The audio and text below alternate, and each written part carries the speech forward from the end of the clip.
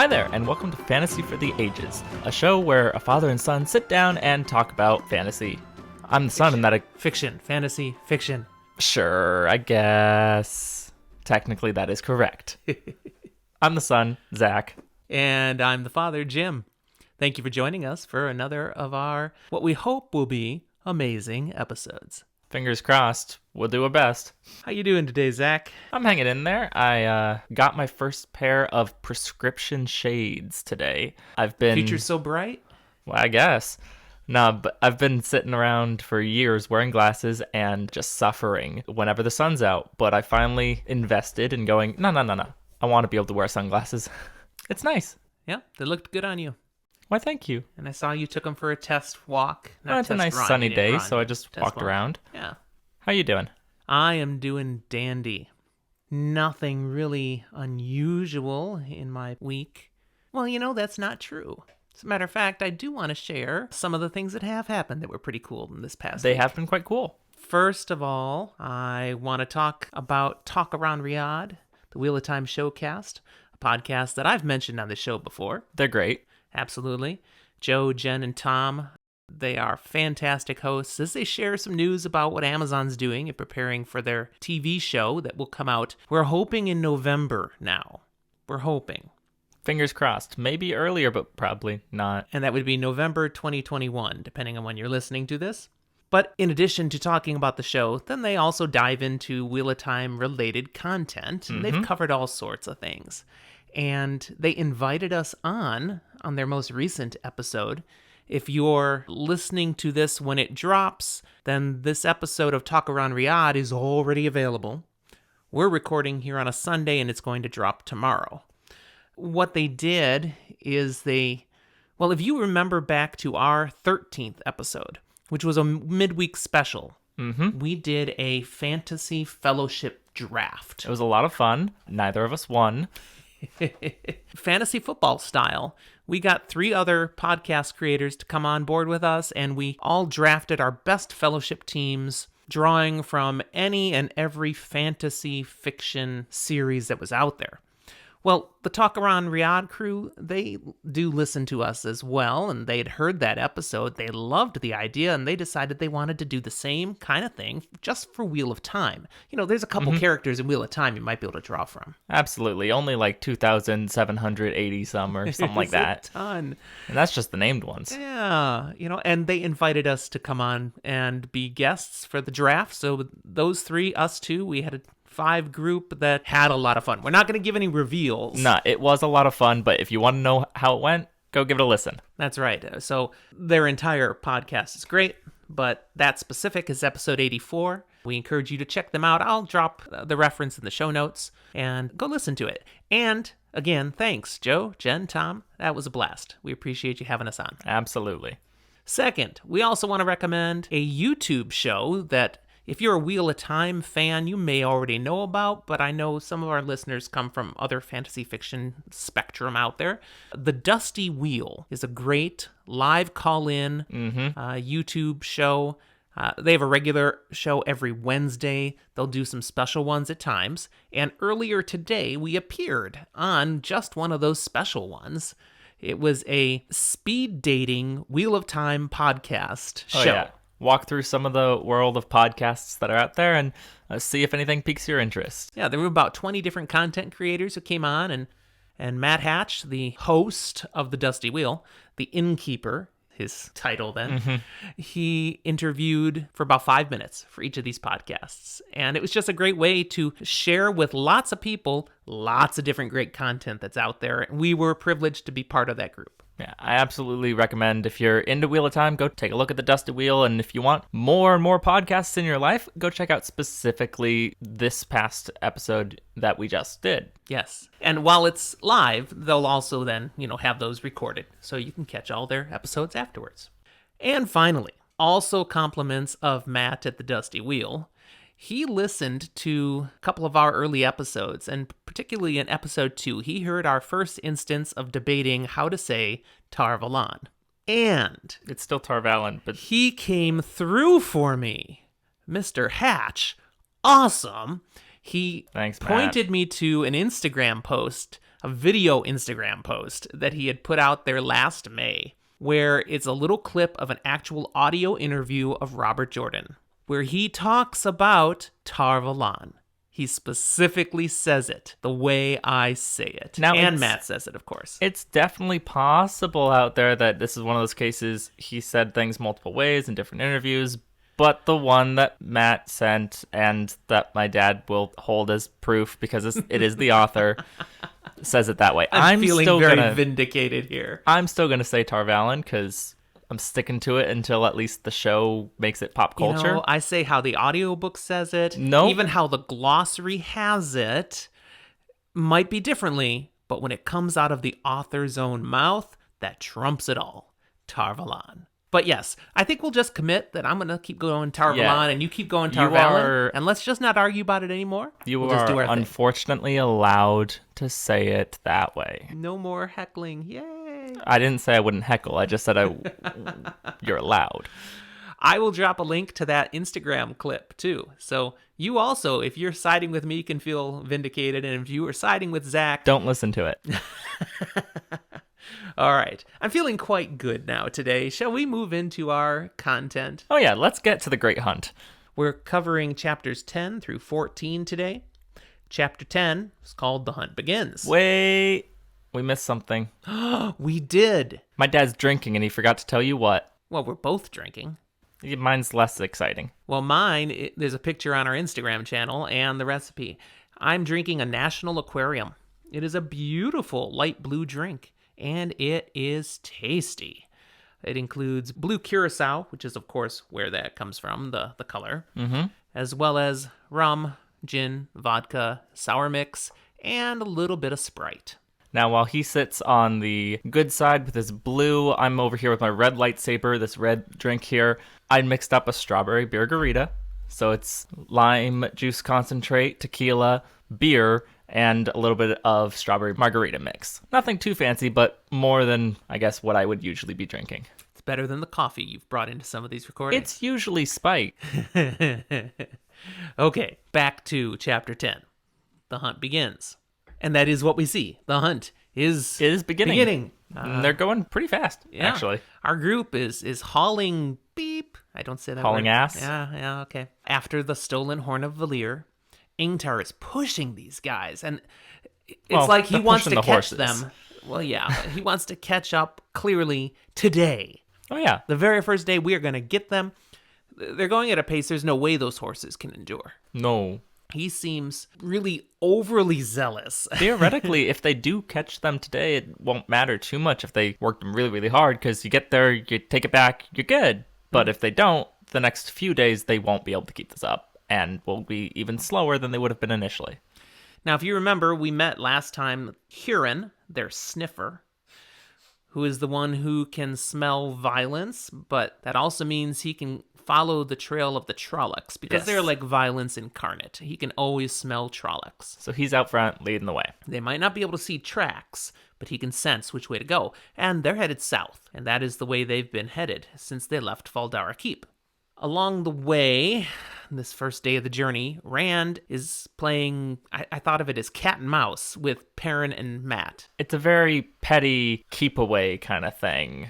Rand keeps trying to come over to his friends, and his friends just turn up their noses and go, we ain't being with you. And they refuse to ride with him. It's Matt. Matt's upset, but Perrin is more on Matt's side than he is Rand's. Yep, so. They're still ticked at Lord Rand being so uppity to them, and even though he's tried to apologize, they have not accepted the apology. Doesn't help that the soldiers keep calling him Lord Rand. And he's dressed like a bloody land. A bloody land? Yeah, Lord. he's a bloody lord. He's definitely dressed like a bloody land. Well, the landscape is... Rand is the land. Spoilers. At one point, the soldier Uno, one eye, yes, he dismounts to inspect the tracks they are following, because they have actually found real tracks. Sniffer Huron is leading them well. And he's concerned at the tracks that he sees, because they actually seem like they might be falling a little farther behind. They've definitely not gained at this point, even though they're practically killing their horses. Now, I'll be a little bit honest here. I don't personally know enough about tracking, but it blows my mind that someone can tell from tracking that they're more or less behind someone than they already were. I'm not expert either. I mean, I was a Boy Scout, but I wasn't. Thank goodness. I believe over time in training, you learn to be able to kind of estimate the rate of deterioration of a track. So you can tell if it's fresh, or based on how less fresh it is and the weather conditions, you can tell about how far behind you are. It would make sense to me that they could tell they're falling further behind, but it would not make sense to me that they could tell, oh yeah, they're so and so many miles in front of us. Now, I don't know if they have the mile thing down, but Fine, so and so many hours ahead of us. yeah, that's more it. That one, it feels rough to me because there's so much that could happen that would mess with it. It's a guesstimate. That I feel like it's more just you can tell it's different. But anyone who does know anything about tracking, please come tell me, because I actually am really curious about this, and I don't think a simple Google search will do a good enough job of explaining it to me. Yeah, because they're all in Silicon Valley. They're not trackers. Google. Eh. Yeah. So concern is voiced that the horses can't keep up this pace. Ingtar, he's not having this. They continue to push on. And he just says, no, we must go. We must get there. We must catch them. And Uno looks at Rand then. Mm-hmm. Like for confirmation, is this, you sure? Are we going to do this? And then Rand's like, what are you looking at me for? I mean, he doesn't say it, but it unsettles him a little bit. And he's like, is this another one of these bloomin' they think I'm a lord things? So dumb. They keep following the trail. They notice it never goes near any towns. It's all through the wilderness areas. Eventually, Ingtar finally has to acknowledge, all right, the horses can't keep going. I get it. Yeah. So we're going to start pacing ourselves differently. Mm-hmm. They use a technique that is actually legitimately out there, a technique to get the horses to go longer. Absolutely. And that is they'll get off and jog along with their horses. So they're holding the horses' reins and they're jogging. The horse is still, going at a reasonable pace, but it it's doesn't not have carrying. to work as hard, Yeah. especially for one like, say, Loial. And Rand, as we go, actually notes Loyal's very happy with this Oh, he outcome. likes the times they can jog. He's big. Even going slow, he's faster than most people, probably. And he prefers his own 2 feet rather than squishing his massive horse anyways. They go a mile running, then they hop back on the horses and do a mile. Back and forth, back and forth. And it's a much more sustainable thing. And the horses are going to get tired here, but everyone's in pretty good shape. All the horses are in great shape. So it can go longer. Mm-hmm. They don't have to immediately stop and make camp. Finally, as night falls, Ingtar does call a halt. I mean, they're not going to keep doing this in the dark. They have between to rest one of now. 2 things. 1, it's harder to find the trail.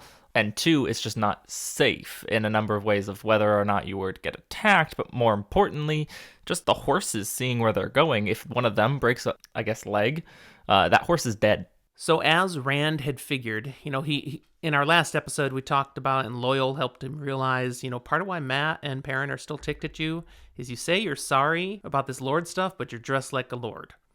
So he had said, well, when we stop, I'll change. As soon as I can, I'll get into my clothes. So they're making camp, and he goes and finds his clothes, and he starts basically cussing and yelling. Yeah. And all the soldiers come rushing over. What? Is something wrong? Well, something is kind of wrong. See, Moraine's the one who made sure that Rand's things were all packed, and it's all taken care of, and, well... all he finds are clothes just as fancy as what he's wearing. She did not put any normal clothes in. No matter what he wears, unless he wants to walk around naked, he's going to look like a lord. Mm-hmm.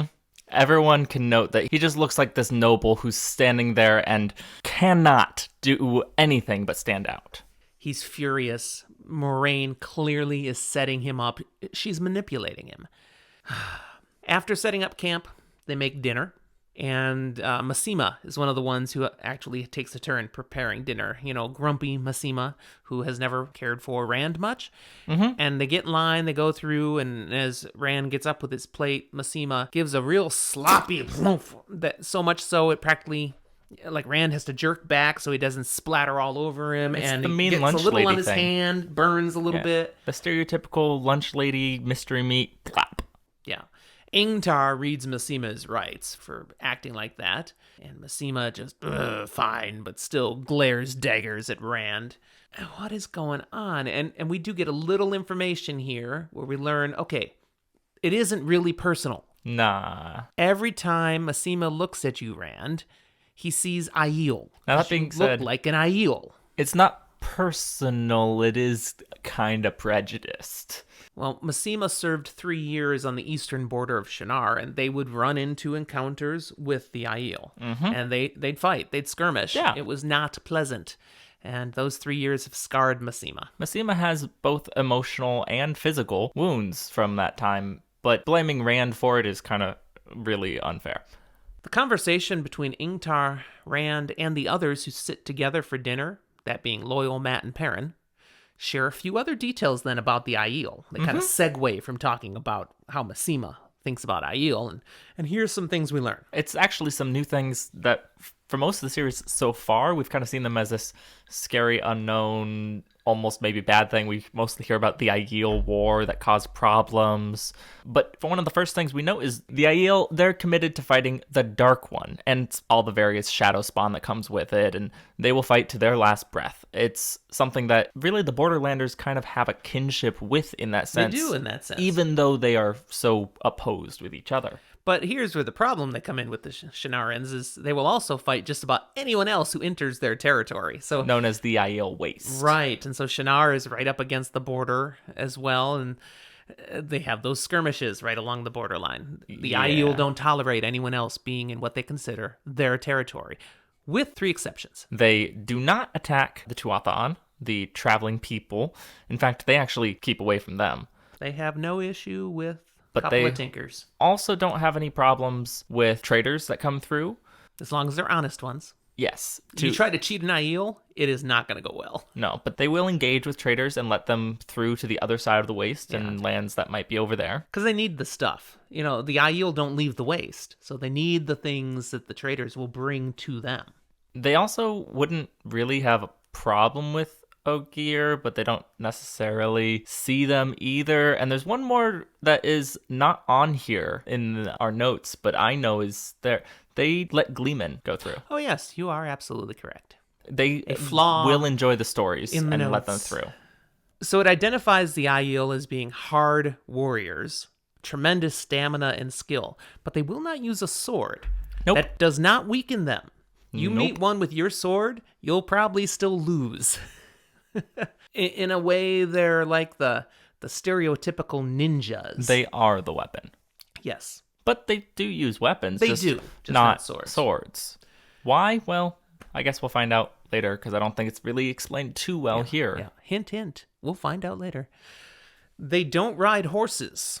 Running is good enough for them. And really is good enough for them. They can outrun a horse.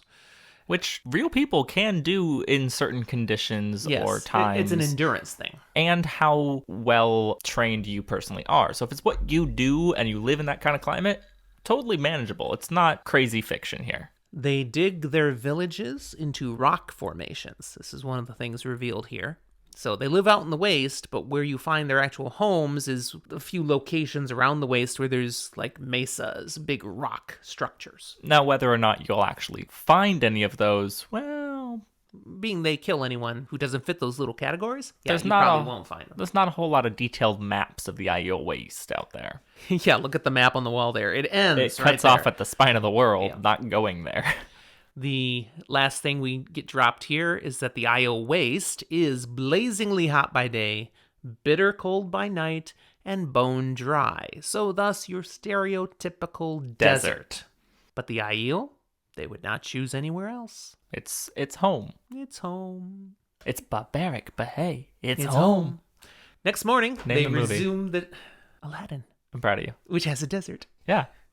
Next morning, they resume the chase, though at a more reasonable, sustainable pace. They follow the trail, which continues south, and after about 2 hours, they come across an abandoned camp. Yay! So, like I said, they're a couple hours behind the Darkfriends. And there's not much to see, but they learn 3 things. There's a pretty large group of them. Yep, they can tell from the Probably remains of the camp. 40-ish. Yep. There's a few less than there were before, because apparently from the remains they see, the Trollocs dined on human last night. And even possibly more bizarrely, they're no longer heading in the direction that they were before. In fact, Right. they were going pretty much straight south. And leaving camp, it looks like they're going northeast. Yeah. Huron's like, they're going that way now. Huh. Total course correction. So off they go. But after about an hour, they find a location where the trail shifts south again. And oddly, they find another body here. A man who's been violently killed. Does it explain exactly what that means by violently killed, or leave it ambiguous? Oh no, they said. We'll leave that for the readers. Aww. They're good descriptions in there for a reason. That's fine, but this one is not as significant in the way it was killed as others that we will detail later on. And in fact, it goes well with the text here. This is mysterious, but they don't spend a lot of time exploring it. They just, okay, we got to keep going. Ingtar's like, go, go, go. We got to catch these guys. So they head back off to the south. And they keep going, and there's no real significant changes in direction, but there's also really no significant changes in their condition. They think maybe they are gaining a little now, but Maybe. certainly not enough to catch up with them today. No. Darkness forces them to make camp eventually. Next morning, they come upon another abandoned camp and find another murder was done. And they go this time northwest. Huh. They follow until they find another dead body, and the trail changes to the south again. What the heck is going on? It's very strange, as there seems to be a shift, and each time, at least one body. Mm-hmm. A moment of violence. This repeats day after day. They start out some way headed north, then dead body drop, and straight south. Throughout this, they keep slowly gaining, but man, they're not catching them. They're just still out of reach. In my opinion, it feels a lot like anytime I drive with like Apple Maps up and I'm going a long distance, so I'm going a little faster, trying to make up time. And then I have to stop for gas, and I lose pretty much all that time. And by the end of a 5-hour trip, maybe I've gained 5 to 10 minutes. Ingtar suggests at one point, maybe we should just like cross country. Like when they find them, break to the north. It's like, come on, we know they're going to go south again at some point. Let's just cut across and catch the trail. But there's a problem with that in that, well, you could try to predict them, but what if you're wrong? What if your angle is slightly off? What if this is the one time they don't come back south? There's a good chance that you never find that trail. So, or even if you're too fast and you get past where they're going before they get there. So, nope, we're going to stick to the trail. It's too important. We have to recover the horn. We can't afford to lose them. Ingtar is practically a zealot about this now. He's so over the top preaching about how important it is that we get to the horn and come on guys, let's keep going faster. And people are starting to look at him a little sideways now. Yeah, it's like, dude, you're losing it. It's like everybody gets it. We get how important it is, but that's a bit much, bud. Finally, we get to a day where the pattern changes. As they follow the trail that morning, it continues south, from where Rand and company had camped. Mm-hmm. And this time, it does go to a town. It's never gone to a town before. At the River Aranon. The town appears abandoned. They do a search of the buildings, and they come up short. They're pretty sure, yep, there's no one here. And then Uno he swears with his one eye. There's a woman in white watching out of the second story of one of the homes. He's like, how did we miss her? They run over, try to find her, and, well, she's not there. Was she ever there? Yeah, definitely some are Uno's the only one who saw her. So yeah. Some are definitely doubting. Mats himself makes a wisecrack about jumping at curtains and the like. Yeah, Uno does not appreciate that. But we do, because Matt's fun. Well, we mentioned this was at a river, and the Aranon is not a small river. There's no bridge. There is a ferry. Unfortunately, the Darkfriends clearly use the ferry because it's sitting on the other side of the river. Yeah. But thankfully, it's one of these, like back at Taryn Ferry, leaving the two rivers, there's a rope across, And you can and you pull pull yourself along the rope, and the rope was not cut. They can still get across. A couple of the Shienarans get out of their armor and use the rope to work their way across the river. And before bringing the ferry back, they explore just a little bit. Mm-hmm. They're not gone very long. When they come back, get on the ferry, bring it over, and as they get close, they can see they are shaken up. Yeah. They have seen something over there they don't even want to talk about. They're like, you guys just need to come see. So they do. They all cross. Yeah. And they get to the place in town that had been investigated, and they find Shangu and Nidau, the two soldiers from Faldara that Remember the Ingtar ones that believes were down in the dungeon the first time when Rand had visited with Egwene to see Pat and Fane, and then after doing a full sweep of the city, accounting for everyone, those were the only two people who were missing after everyone Ingtar left. accused them of being the Darkfriends who killed the soldiers at the Dog Gate to let the Trollocs in. And because they're gone now, they've clearly left with the Trollocs. Yep. So they find them, not alive. Hanging by their arms from a big tree, and they've been skinned. Yep. And by the looks on their faces, they were skinned alive. Yep. Ugh. So fun. He won't explain the other violent deaths, but that one, absolutely. They cut them down, and they do actually bury them. They take the time to take care of these guys. Because even though it's a very time-sensitive mission and you need to catch up, there's still a certain amount of we need to respect people. And what if we were wrong about them being Darkfriends? Maybe they were forced to go. Yeah. Because, Ingtar comments on, again, that these guys had just a month ago saved Lord Agomar at the Battle of Tarwin's Gap. So let's give them their honorable burial. Yep. At least as best we can. That taken care of, they discover how the pattern has changed just a little bit more. Not only did it go to a village this time, but the trail doesn't change. It keeps going south now. As they continue on through this new land on the other side of the river, Ingtar gives a little history lesson. He talks about how the land they're going through used to be a nation. Yeah, it was fairly well populated, even though now it's pretty much abandoned. It's a sign of how mankind has been fading. There's just not as many people, really. Once prosperous nations have just disappeared, and in many cases, people don't even know there was a nation there. Just think about how the boys, none of them know they're from Manetherin, because it doesn't exist. Ingtar shows a moment of extreme pessimism, where he basically says all the nations are fading. Before you know it, the blight is going to stretch over the whole land all the way south to the ocean. He's being real negative Nancy. Yeah. Just pessimistic to his core. They come to another village eventually. This one also appears abandoned. Woohoo! But it looks recent. That's less woohoo. And Huron smells bad violence was done here. Yeah. They scatter to search again. And Rand comes upon something very strange as he's searching. It is. Yeah, he steps into a home. And as he opens the door and looks in, he sees a table set for a meal, some plates already served, and a few flies buzzing around the food. It's just starting to go bad. So it does look like it was a very recent thing that the town was cleared out. Mm-hmm. And then something happens.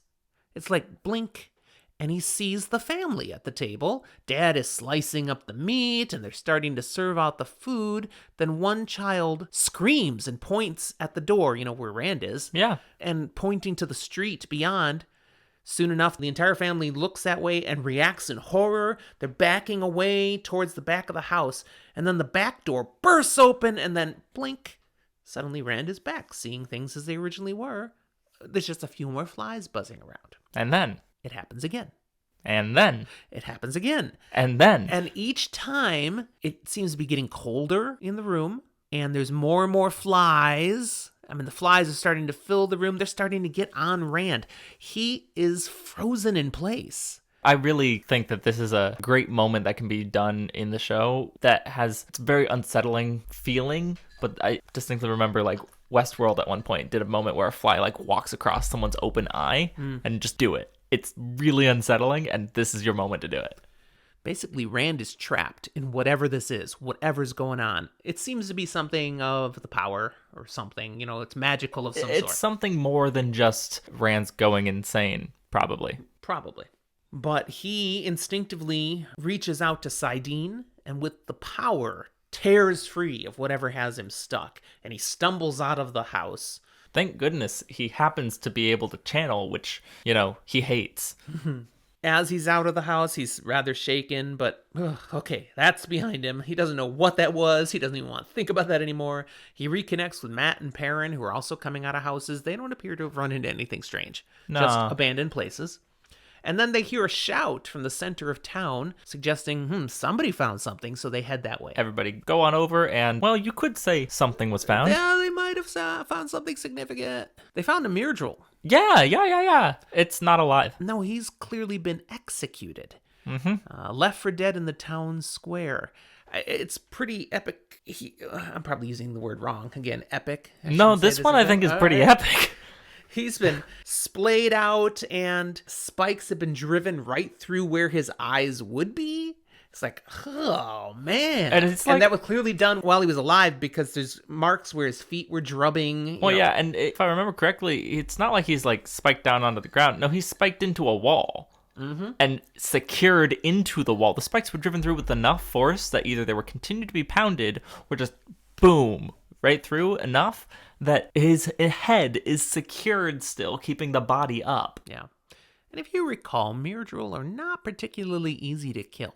No, you can cut off their head and they'll still thrash around a bit. And in Darkfriend, Shadow Spawn, Hierarchy, a Myrddraal would have been like in charge of this group they're following. The one time we've really seen a moment of there must be something more, but never actually seen it, was when they went into Shadar Logoth, when none of them wanted to go in to chase after the friends, our Emansfield friends and crew. And instead, Moraine commented there must be something driving the Myrddraal to get them to actually come in. Did you say Emansfield? It's Emansfield. I say Emans. It just struck me. I'm like, what? Technically, I feel like it should be. Want Edmondsfield? No, I almost feel like it should actually probably be like Emansfield, even though it's spelled with an E, so it would be Emansfield, just because Eamon feels more like a name than Eamon. So they're all seeing the Myrddraal. There's not really much they can say. No. They're all kind of speechless. Yeah. And Ingtar just says, let's go. Yeah. And off they ride, continuing south, because that's what the trail keeps doing. And that's the end of our first chapter. We move to chapter 11, Glimmers of the Pattern. This sees our party calling a halt to the day's march, still not having caught up. We get to see Uno irritated with Ragan, claiming he saw that woman again at the last town, where the half-men died. Yeah. He saw her just before they found the Fade, but then when he searched, she wasn't there again. But he knows he's not going crazy. He's not seeing things. He just sturdy guy. She disappeared. Leaves Rand a little puzzled, but he wants to dismiss it just as, Uno thinks he's seeing things. Rand is constantly in denial. He doesn't share when weird things happen around him because he's worried someone will think he has the power, because he does. He doesn't really pay attention to people who are telling him, I'm seeing something, and he's like, no, I don't want to believe it. Please no. Well, in the back of Rand's mind, anything he sees or experiences he questions, because he knows as a channeler he's doomed to go mad. And no one really told him exactly what that means. Or how fast it will happen. And there's a good chance that's because nobody really knows. As this goes forward, it's obvious everyone is feeling pretty stressed. Yeah, I mean, you don't see a Myrddraal just dead like that and be okay. Rand goes to Ingtar as things are setting up for the night, and a few things are stated. The people are missing from the villages they've passed through because the Trollocs have been taking them. They didn't just go away or disappear. No. They're food. I mean, we saw over and over that there were human remains scattered at the Trolloc camps because they were eaten. Well, now we can really feel that we know where they keep getting more people to eat.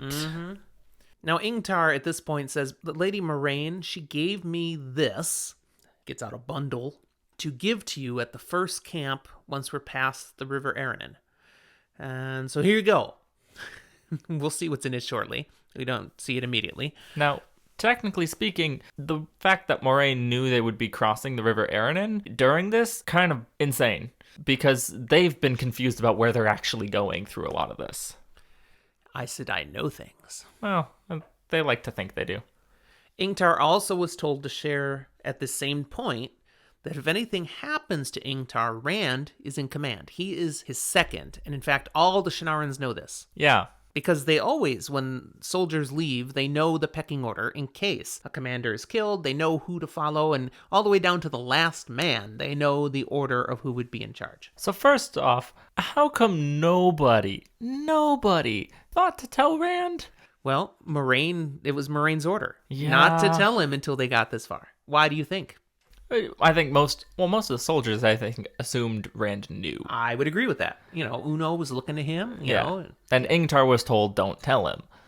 But it's just, if something, say, had happened to Ingtar before they crossed, Rand doesn't know. Yeah, they would have figured it out. But Ingtar comments on, the order was a little weird, but it's not my place to question. I'm a soldier. I do what I'm told. So this is what I was told. And I guess now Lord Rand has to deal with all that responsibility, too. He is ticked again. Aes Sedai manipulating him. He's left them behind and he still can't get away. He says, I refuse to accept this.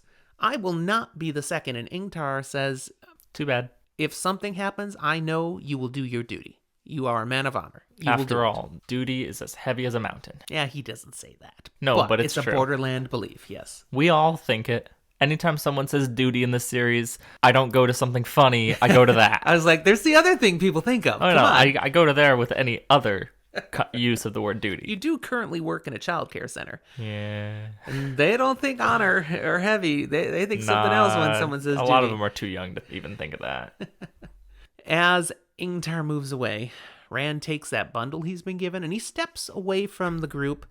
He sees a nearby group of trees. He steps into the trees, so he's out of sight of the others. Because if Moiraine sent it with, he's not sure he wants to open it in front of everybody. He knows what she's put in it. And god dang it, seriously? But so he's going to look. So he goes, he opens it up. Pretty little knots. It's clearly she tied this herself. He's like, that even drives it home more. Whatever's in here, she didn't trust anyone else to take care of it. No. She took care of it. And yep. Opens it up, it's that dragon banner of Luce Theron Telamon that they found at the Eye of the World. And he's just staring at it. And Matt and Perrin come walking into the trees to see what he's up to at that point. And Matt, well, he went off on that Rand's got some fancy banner, but when he actually sees what the banner is, then he's like, ooh, wait a second.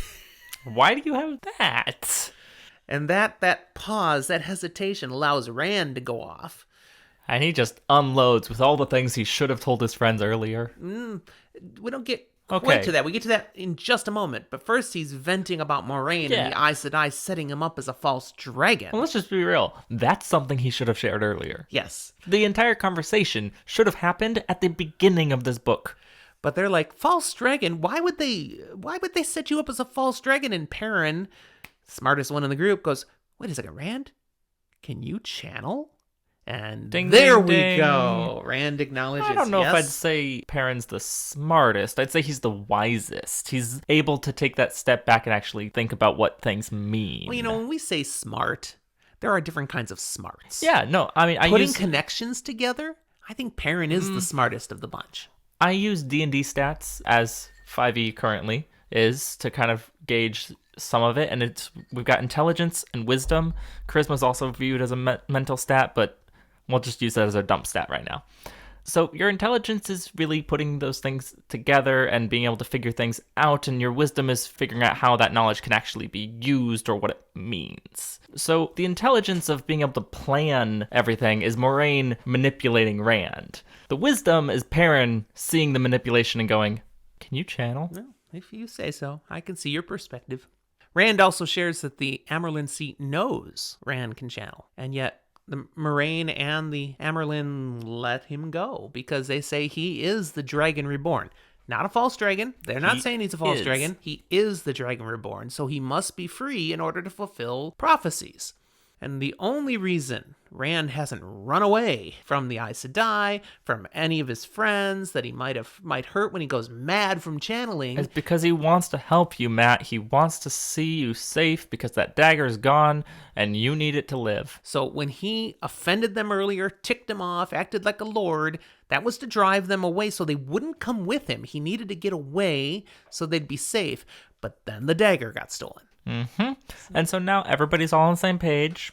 But, I mean, one of the concerns Rand had was that things would be different. And, well, to be fair, Matt's like, so how you feeling? Yeah, things are a little bit different. Matt and Perrin do see Rand a little bit as that bomb that could explode. Matt's like, so if you don't mind, I'm going to sleep over there tonight. You go over Just there. in case.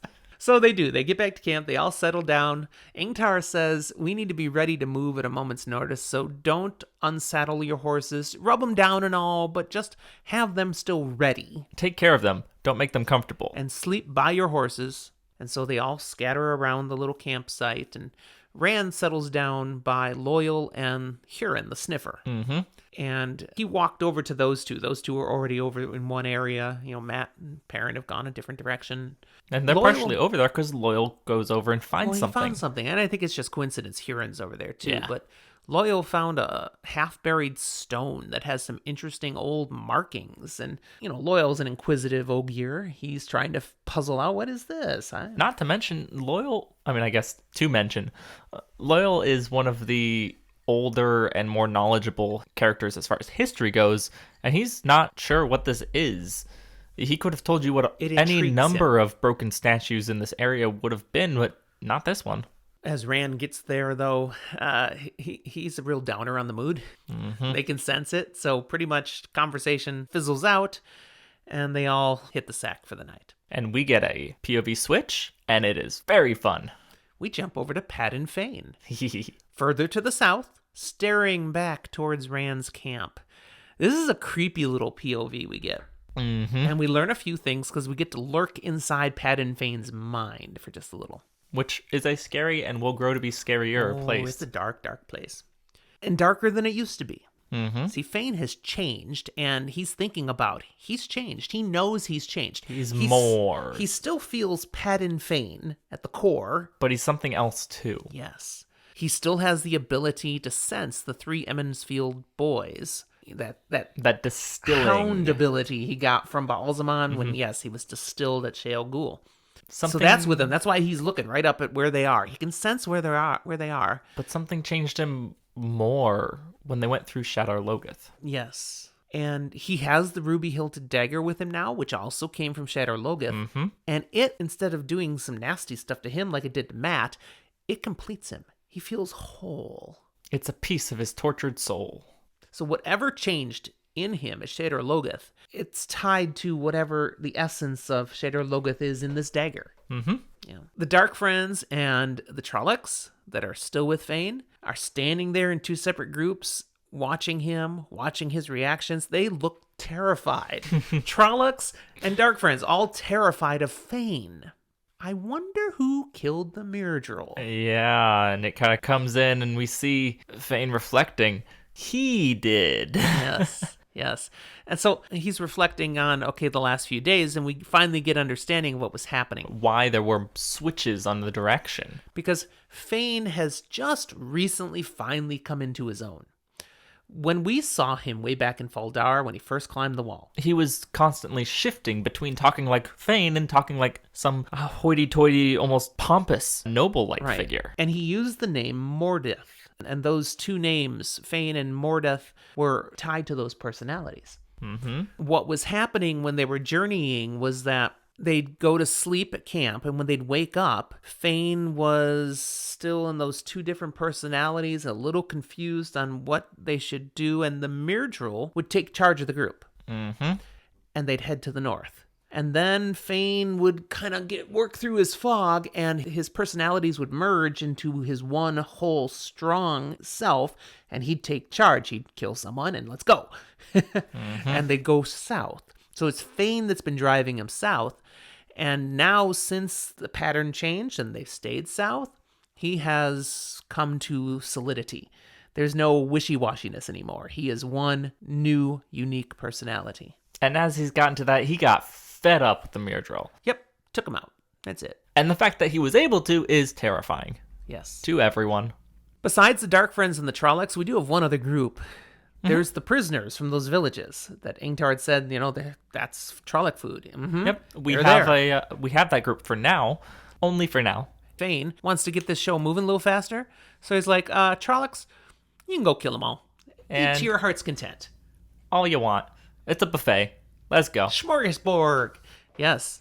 And so they have at it.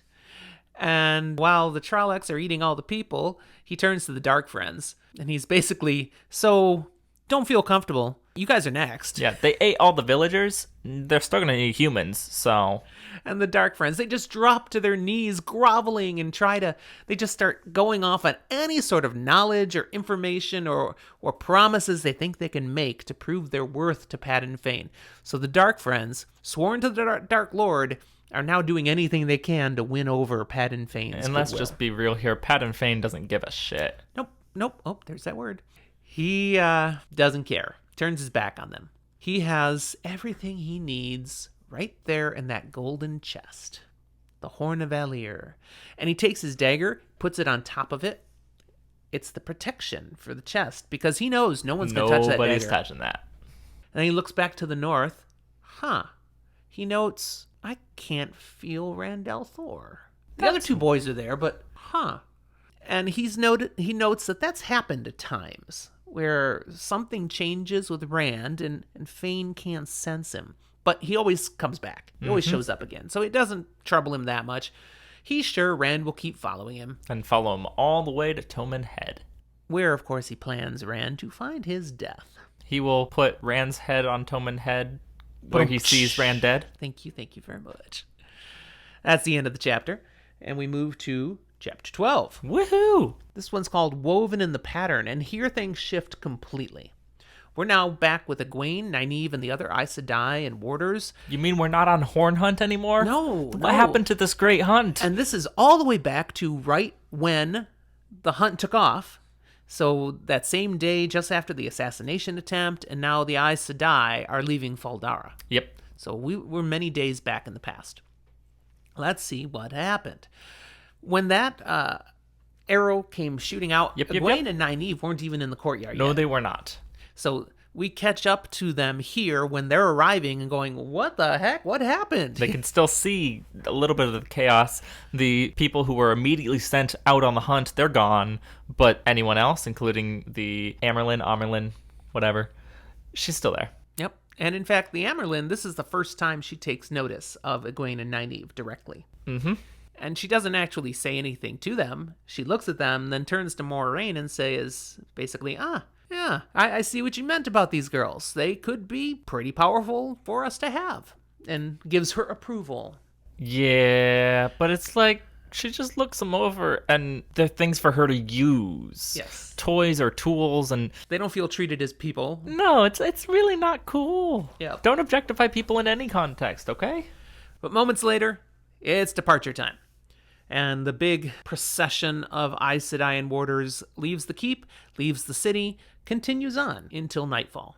The Amerlin keeps the group going until literally they could see no more. The tents are pitched. Camp is made. In the evening, Egwene and Nynaeve, who are sharing a tent, are visited by an Aes Sedai. We know this Aes Sedai. Who stops in to see them? It's Varen. Varen Mathwin, the Brown, who... one of the three who knows, and at least believes, Rand is the Dragon Reborn. Egwene and Nynaeve don't know that, actually. And this is their first introduction to Varen. Egwene, at the very least, knows that she can channel... Or are you saying they don't know Varen knows? Right. They don't know Varen knows. Okay. That's what I'm saying. Because they both know about Rand. But they don't know Varen knows. So they don't know she knows that they know. Or that she knows. Most important, she has come to train them. Egwene needs more training. She comments, Moiraine started your training, and usually that wouldn't be done before you got to the tower. But you guys are powerful and already touching the power, and this needs to happen now. And she also says, when many girls originally learn that they can touch the true source, they're scared. They're skittish. They're very timid, and they need to be encouraged and coaxed. But Moiraine has shared that you, Egwene, have no fear. No. You just jump right into it. So your training now is essential so you don't do something stupid. Yeah, Egwene just keeps grabbing and grabbing and grabbing and grabbing, and you're going to burn yourself out if you don't get training. Nynaeve, not such an issue because she has learned to protect herself from burning out. Not necessarily in the proper way. She has a block. We're going to have to work on getting you properly trained. So she does encourages Nynaeve, stay for the training here. And let's see what you can learn as well. Mm-hmm. But she's mostly here for Egwene. So they take time focusing on the lessons, and Egwene finds it a lot harder than it had been when she was working with Moiraine. Back then, she was so excited. She, made the little flame and she could feel the source. But now it's not happening so natural. She's working hard and eventually she can sense the true source. It's happening, and but she it's gets hard. some channel. Okay, I can feel it. But all the things that she's doing, okay, Nynaeve's trying to do the same things and squat diddly. Nothing. And Very frustrating. Perrin just keeps, come on, encouraging her, and you can do it, and she gets more and more and more frustrated, and finally, Nynaeve is just angry, and a pile of blankets they have there burst into flame. Yeah, instead of making this tiny little flame, there's suddenly a bonfire in the tent. And they're like, oh my goodness! And Perrin doesn't do oh my goodness, she uses the one power and puts flames out. She says, well, here we have a clear sign. Apparently, if you get angry, you can touch the source. Your control we'll is need to be working on this. Clearly not there at all. Perrin ends the training for the night and gives one more caution to them.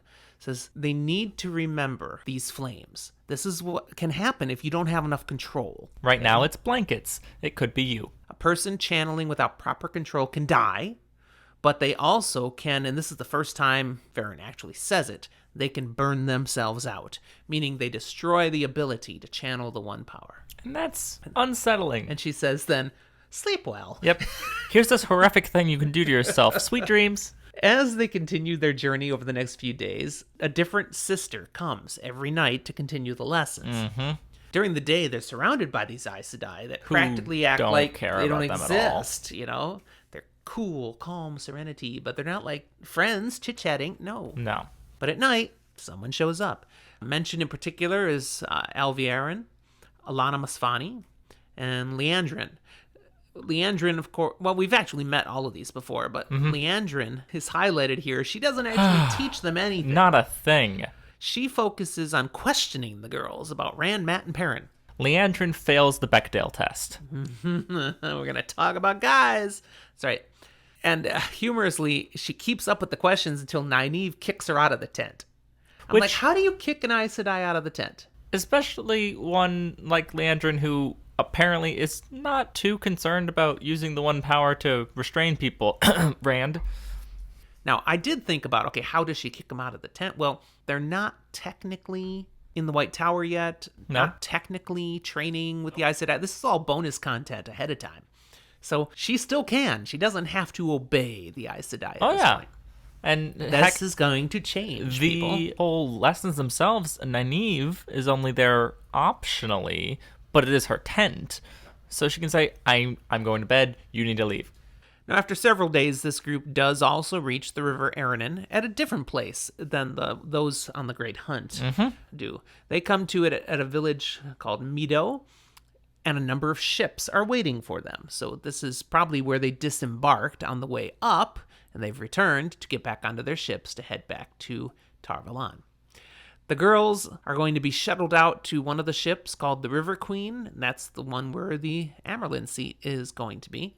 Yay! And they are surprised to learn at this point that Moiraine is no longer traveling with the party. No, she apparently left like 2 days ago. And didn't say anything. So. Yeah, they learned this from Anaya, one of the Blue Sisters, who, while also hadn't had big conversations or anything, had seemed a little more approachable. She gave him a smile, occasionally. And if you remember back in Faldara, this is the one that came to summon Moiraine and had been Moiraine, So Anaya very is a pleasant and kinder seeming person. They also learned from Anaya that Liandrin and Perrin also disappeared around the same time Moiraine did. None of them said, I'm leaving, bye, see y'all. They just were gone. Yeah. But Perrin's is a little extra weird. Yeah? Because she didn't bring her warder with her. Yes. I mean, Moiraine left, Lan went too. Right. Perrin leaves, and Tomas, her warder, does not. He's ticked. He's still with the group. She didn't take me, didn't even tell me she was going. Liandrin doesn't have that problem, because Red Aja, they don't have warders. Because, men are icky. Egwene is particularly troubled that Moiraine is gone because she's been having dreams that have felt very real and very troubling and consistent, like they're trying to tell her something, and she wanted to talk to Moiraine about it, because she has this growing sense that Rand's in trouble. She can't share it because she's gone, so she shares with Anaya. At least she seems nicer. She the seems one nicer that with they've had a Moraine. She's also conversation with blue. now. Yes. Maybe it's okay. And Anaya, at first she's like, oh, your man's fine. Don't worry about it. We understand, but listening a little longer, she's like, well, maybe there is something to this. Maybe you are a dreamer. Daydream believer. Oh, boy. No! This is not a daydream anyways, but nice Monkeys reference. Dreamer with a capital D. Now, that's something they may have to explore. Okay, this means something. So we don't want to tell you more about it yet. It's going to be explored later. But first-time readers, this is important. That Egwene might be a dreamer. And not only that, dreaming is going to be important moving through the story. It's very cool, and I want to talk about it, but we can't yet. Yep, too much spoilage. Give it a few books. The only other thing I want to highlight here is that Robert Jordan does use dreams even more strongly than prophecy to share foreshadowing, hints of what is to come. Often conveys key moments that are actually spoken and conversations done in dreams, but also various images and moments and meanings that characters sometimes get things out of, but we as readers almost always do. Yes. Egwene is convinced that what she dreamed had meaning, and Jordan took the time to write out the dream in great detail. Because it does have meaning. Yes, it may just be there is deep significance in what she saw. Hint, hint. So the key points from the dream, I just want to highlight two of them. She saw a man with a mask over his face with eyes of fire. Who's that? Who might that be? We won't insult our listeners. They know who that is. And Rand, sleeping on the ground in his cloak, with a woman standing over him watching him. A woman whose eyes seemed to shine like the moon. A woman Egwene knew was evil. Now, I don't doubt Egwene knowing that this woman is evil, but is it also possible that Egwene sees any woman standing over Catty Rand jealousy? and thinks she's evil? I'm not going there. No, I don't think she's jealous, but I do think it's you see a woman standing over your man. But no, she's at peace that it's not her man anymore. Fine, standing over a man. Period. Creepily watching them sleep. It's weird. Okay, the chapter ends as Nynaeve and Egwene get on a little shuttle boat to head out to the River Queen. Yes. Okay. Chapter 13, From Stone to Stone. And things get weird. It takes us back to Rand, and indeed, it's going to get weird because he wakes up. The last chapter was a time sink. So the girls with the Aes Sedai, have traveled the whole time. Those few days. Seen Rand and Ingtar and company all travel to that point where they'd gone to sleep, and then we jumped over. It's probably fair that these last few chapters, we did a week with the boys and then a week with the girls. And now, this is the next morning for all of them. Rand wakes up, and he sees Loial and Huron still asleep, and the horses hobbled and waiting nearby, but no one else. Soldiers, horses, friends, they're all gone. Yeah. It's just the three of them, but also the surroundings look different. It's not the same just normal ground that they were at. No, this is a bowl that's been excavated, carved. There are circular stairs around them, colored, going up the bowl that they're inside of. It kind of is a all the way around amphitheater kind of thing. Yes, and the colors of the rings just happen to match the colors of the Aes Sedai, Aja. Well, that's fun. It's almost a rainbow. Not quite. Almost. Huh. This is not cool. And then looking up beyond this little bowl that they're in, everything looks kind of misty. And even around him, things look not clear, like a mistiness. Now, I mean, he touches the ground, everything's still solid, but the only things that look normal are Rand, Loial, and Huron, and their horses and stuff. Everything else has this mistiness to it. And then there's one other really big difference, and yet kind of similar. There's a tall column in the center of this, right next to where they were sleeping, right next to, where that stone would have been that they were sleeping next to. And it's standing there. It's got a whole bunch of weird symbols on it and marking some language nobody gets. Yeah, Rand can't read it. The book said 3 spans tall. Now, my recollection is that a span was, you think it's how far your arms can stretch? I thought it was how far you could walk. A typical pace is a span. I did not look it up. Yes, you're correct. A span's about a meter. Right. So we're Because- talking about, that's what I thought. So about a meter. So we're talking about 3 meters. So about 9 feet tall. So this column is now taller than Rand. It was just a little piece of stone half buried in the ground. And where that had been, there's this big column, and it's also a span wide. So it's not just some little post. It's this big, massive column, and these markings you referenced, the book says there were hundreds, maybe thousands of these markings all around it. So- it's massive, and it's, whoa, what the heck? Those markings are relatively small, but not tiny, but cover pretty much all of it. At this point, he wakes up Loial and Huron. He's like, guys, something's wrong. And they are surprised and concerned as well. That we agree, something's wrong. Huron, practically on the verge of panic. Yeah. Loial's just mystified. Interesting. Indeed.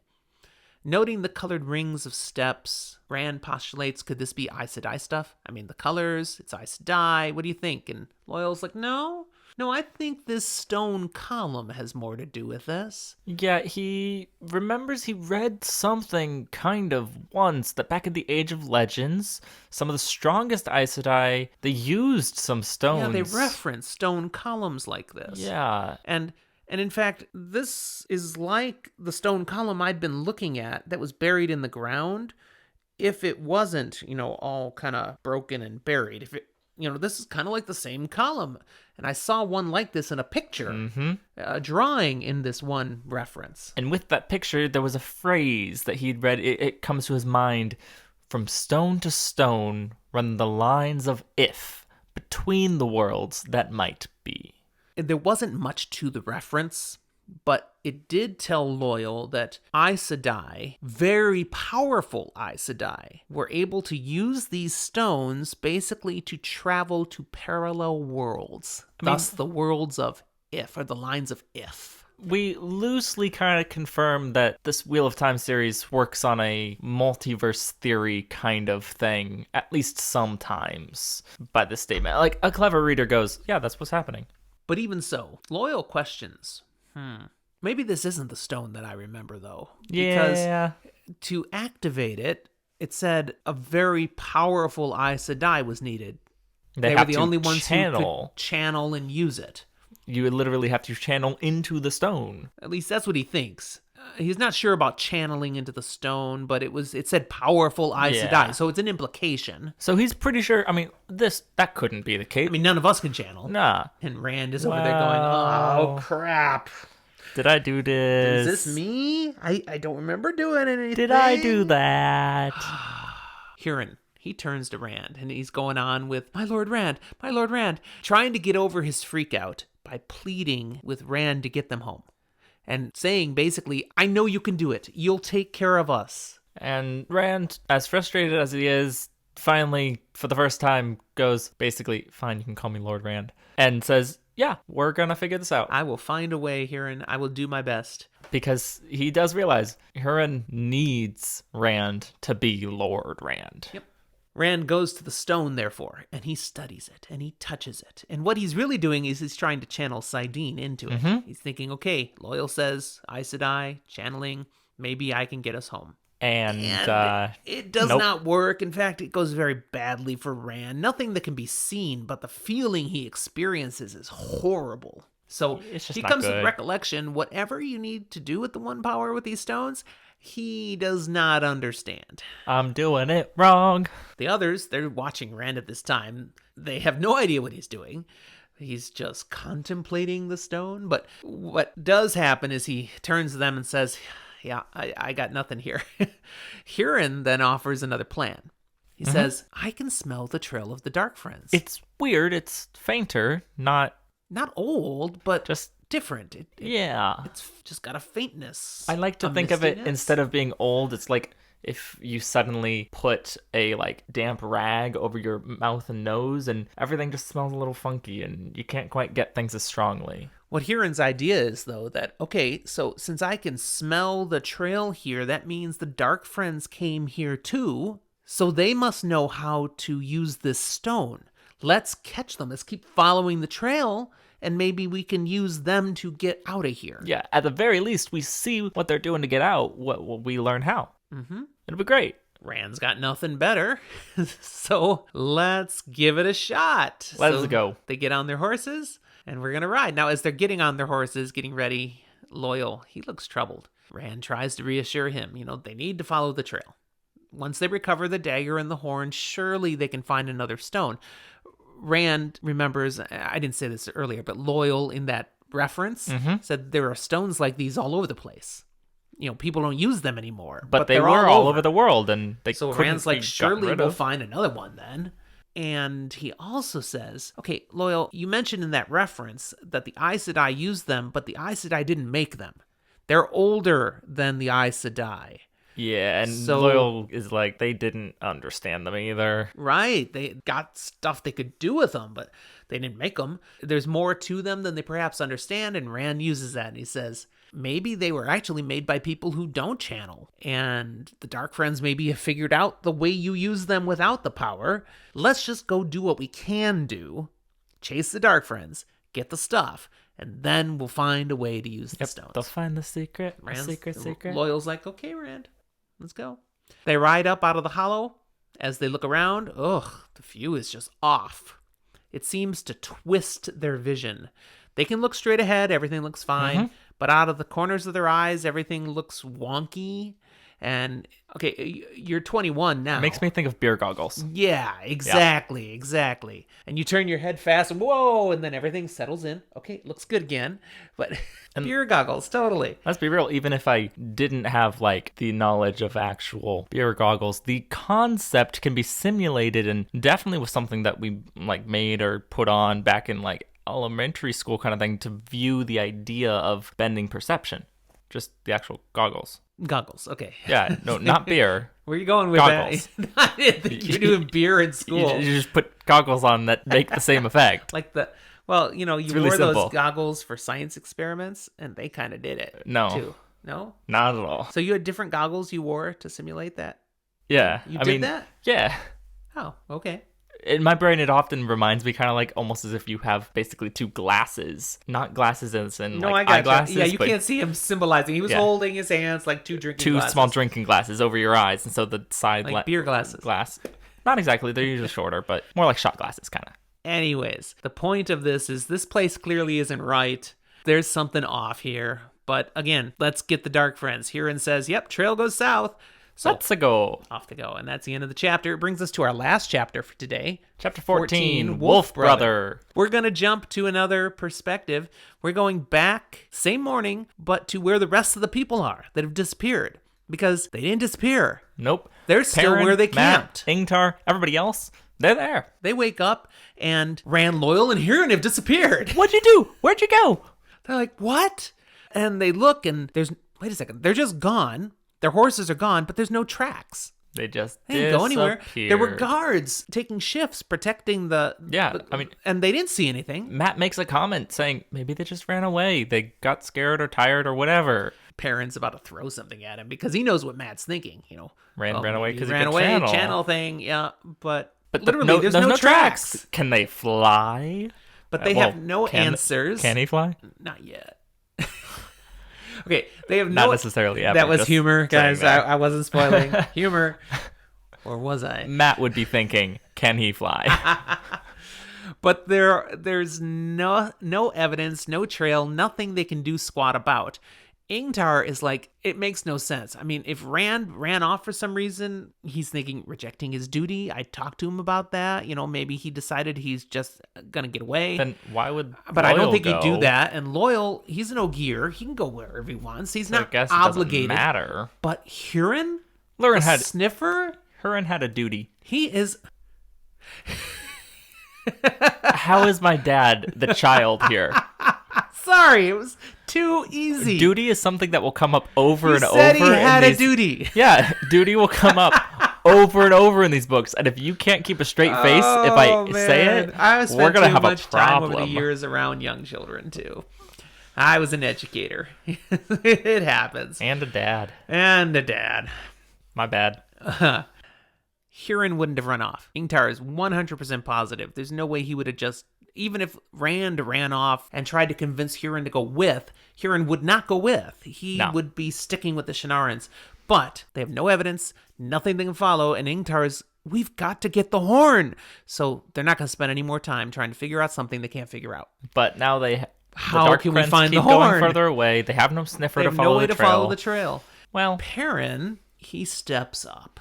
Okay, he so knows they need the dagger to save Matt. yes, And he's got this thing. He doesn't like to think about it a lot, but remember he can talk to wolves? it's almost like the name of the chapter is Wolf Brother or something. Almost. So he hasn't tried anything with wolves in Not since he weeks. shut them out That's and right. learned he could do that. But he's like, all right, the need is great. Maybe I can reach out to wolves and see if they can help us in our time of need now. So he does. He opens his mind. Does a weird telepathy kind of thing. Just reaches out, and instantly there are wolves. Boom. And they communicate. And hearing him, they know he's a two-leg. He's a human. And they go, are you Longtooth? And they send an image. It's Elias, the man we met, with the wolves. And we need to, back up just to remind everybody, the wolves don't communicate with words at all. Nah, they send images, feelings, sense. Yeah. It's a weird jumble of things that Wolf Brothers can translate into words. Right. So he's able to put that picture together. This is Elias Machera, the man who introduced Perrin to Wolf Brothers. This whole thing of talking with wolves. He's like, no, I'm not him. I'm not him. And then they're like, oh, then we've heard of you. And they send a new image. Ooh. It's an interesting image. Yes. Perrin doesn't love it. It's very large of him going on the attack and killing White Cloaks. It is an aggressive, young, raging bull. And their name for him that he translates is Young Bull. But they think very highly of him because he stepped up to defend wolves. He avenged wolves. Perrin, okay, I've got a connection now. So he shares with them the smell of Rand, Loial, and Huron. Now he knows Rand, Loial, and Huron's smell.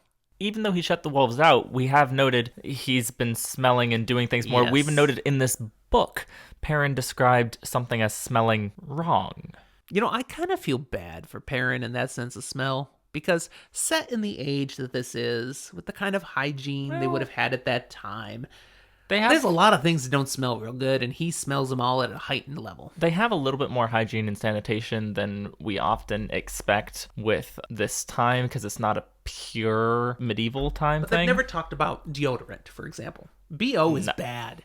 That now, being said, you multiply your sniffer by 10.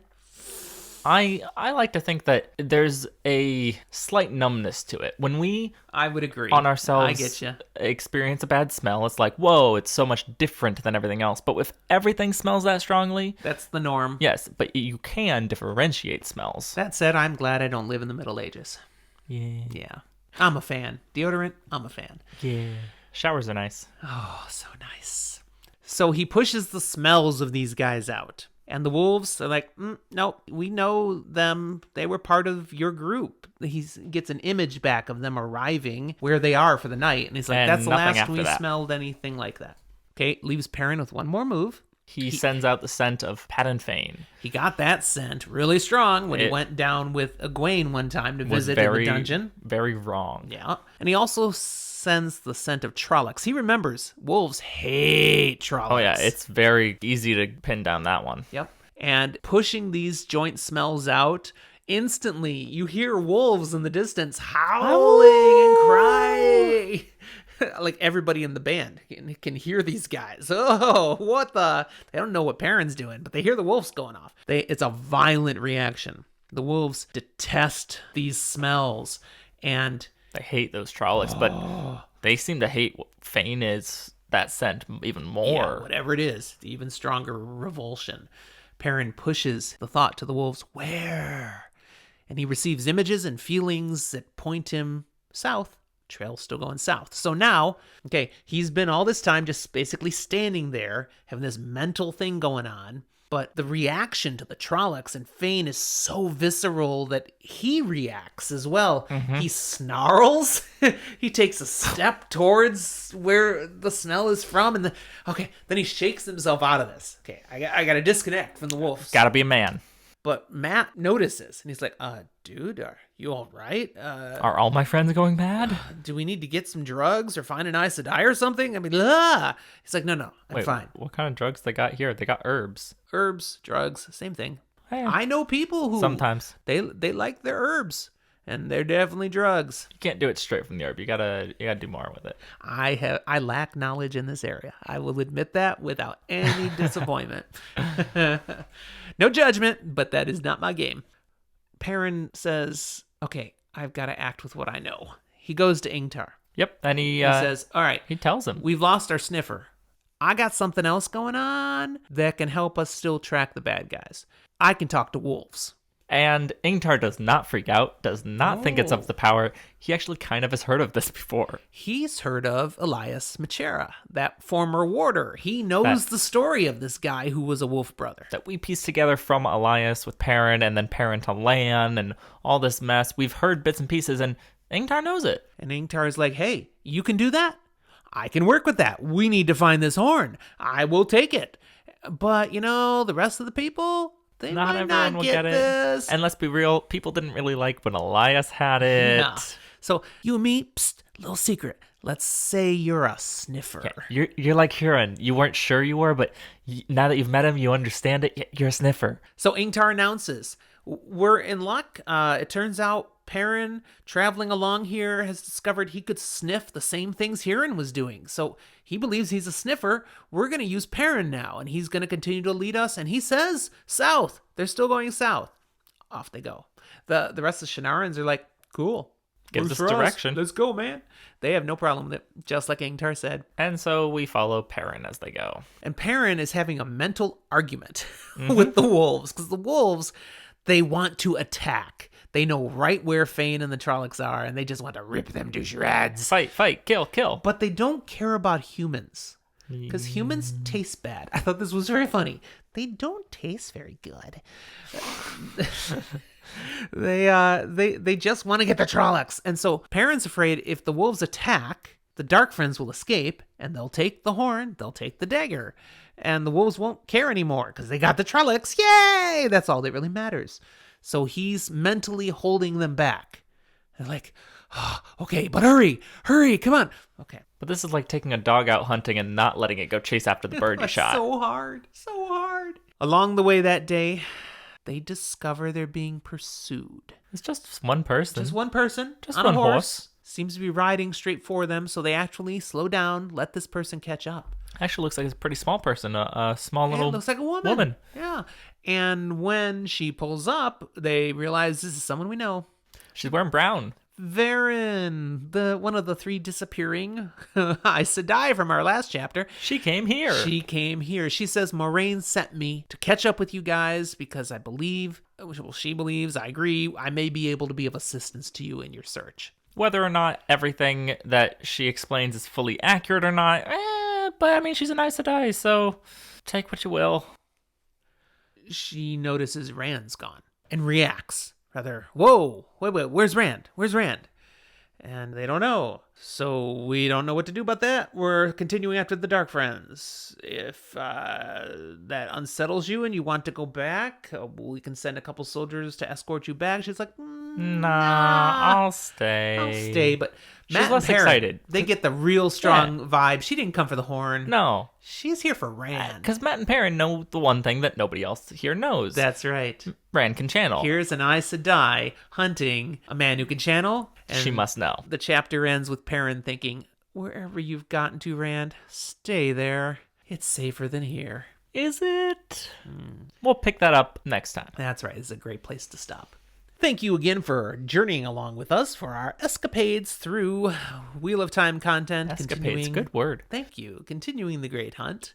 We invite you to subscribe if you haven't yet. If you are already a subscriber, way to go. Thank you for being with us. And another way you can help us out as we just try to share the love of our podcast more is tell people about it. Share it with people that you think might also enjoy it. And of course, You can share it with the people you don't know by giving us a rating and maybe a review wherever you listen to podcasts. And if you want to share in the growing community that is this podcast itself, you can reach out and talk, whether to us directly, our email, fantasyfortheages@gmail.com, social medias, Facebook, Twitter, Instagram, or come chat with us and other listeners on Discord. Yeah, we have a number of people who are on Discord, our Discord server with us. I'll share the invitation link that you click and it'll just take you to Discord. If you aren't on Discord yet, it takes you to the web version where you're able to download. It's a free app that you can have on any device, computer, phone, iPad, whatever tablet you like. And just be part of our community, yak about whatever you want, even correct us on things. That's happened already on Discord. We love it. One last way you can connect with us is become one of our patrons. We have a number of special benefits for those who support us on Patreon. It can be $1 a month. It can be more.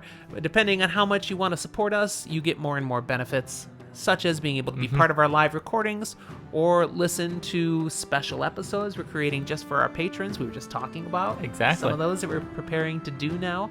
And if you're listening to this a year from now, you already know there's content waiting for you on Patreon that only the special people get. If you feel so moved, thank you very much. It's certainly not something we want to guilt anyone into. But we're happy to do this free of charge. But if you want to support us, we will take your money. Thank you very much. All right, I think that's a good place to stop for today. What do you say? I've got nothing more. All right, we'll talk to you next time.